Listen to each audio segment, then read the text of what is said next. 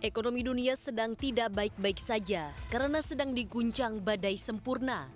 Di tengah ringkihnya global yang sedang berupaya pulih pasca pandemi COVID-19, ada hiperinflasi yang menghantui. Ada pula hantaman dampak luar biasa perang Rusia-Ukraina hingga tingkat suku bunga yang melambung tinggi. Kini juga muncul anomali ekonomi global misalnya dari negara adidaya Amerika Serikat, di mana bank sentralnya The Fed diramal menaikkan suku bunga hingga 5%. Namun di tengah kenaikan tinggi suku bunga, penyerapan tenaga kerja Amerika masih jauh lebih tinggi dari ekspektasi. Bahkan angka penganggurannya terendah dalam 40 tahun.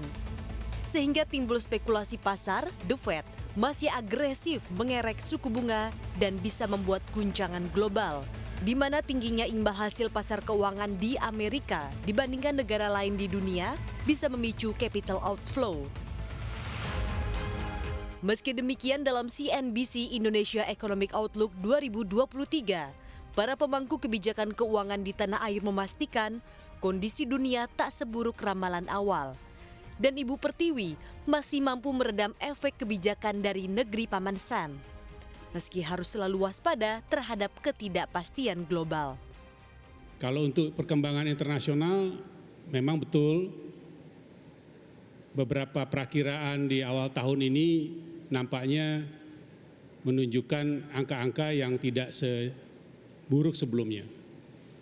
Tapi di lain pihak kami juga ingin menyampaikan pendapat bahwa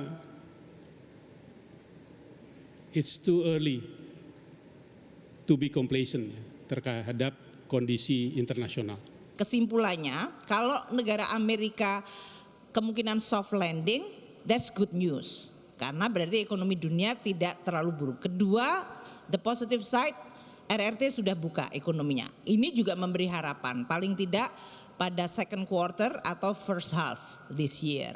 Ketiga, Eropa pun, waktu saya ketemu sama teman-teman, apakah Nadia Menteri Keuangan Spanyol, dan dia mengatakan her economy is very bullish sekarang ini, jauh lebih baik.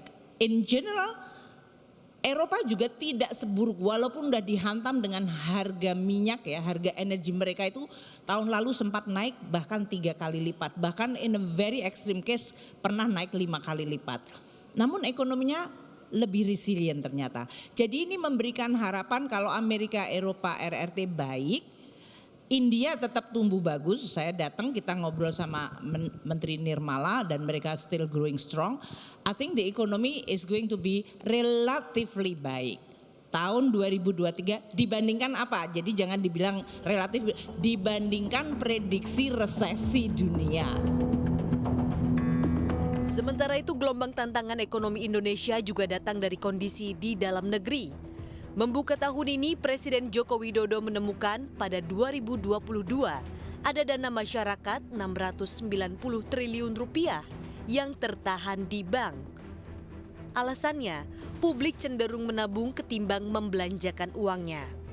Padahal saat pertumbuhan ekonomi kuartal 4 tahun 2022 mencapai 5,01%, komponen konsumsi rumah tangga menjadi penopang terbesar dengan kontribusi 51,65%. Namun Menteri Koordinator Bidang Perekonomian Airlangga Hartarto memastikan momentum ekonomi Indonesia di 2023 bisa terjaga. Apalagi era tahun politik di tahun ini mampu mendongkrak konsumsi masyarakat, terutama dari partai politik. Dan kita lihat indeks keyakinan konsumen juga di atas 100, 119. Kemudian sektor penjualan juga baik, PMI manufaktur di atas 50 atau 51,3. Ini kita lihat tahun kemarin otomotif record high, penjualannya lebih dari 1.040.000, ini lebih tinggi daripada pre-COVID level, bahkan ekspornya naik 60%. Jadi ekspor kita mendekati 500.000 tahun kemarin. Dan pemilu, beberapa pemilu membuktikan bahwa selama pemilu konsumsi masyarakat meningkat karena ada Pak Ibas yang akan spending cukup besar. Dan yang temannya Pak Ibas ada 17 partai. Jadi inilah yang nanti memastikan bahwa kegiatan masyarakat akan terus bergerak dan alhamdulillah tidak ada satu pemilu Indonesia pun yang berakhir dengan ricuh. Tidak ada. Jadi yakinlah untuk investasi karena pemerintah menjamin itu. Konsumsi masyarakat di tahun ini juga diyakini berpeluang tumbuh signifikan. Bank Indonesia memaparkan inflasi tercatat mulai melandai. Sehingga Bank Sentral mengungkap suku bunga acuan diproyeksi tak perlu lagi dipacu. Ini tentunya menjadi angin segar bagi momentum pertumbuhan ekonomi tanah air.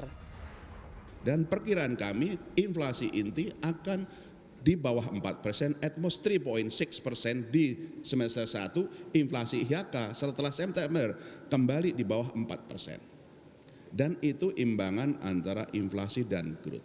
Sehingga tidak perlu lagi diperlukan suatu kenaikan suku bunga karena pertimbangannya inflasi akan kembali ke target dan sebagai bagian sinergi pertumbuhan ekonomi.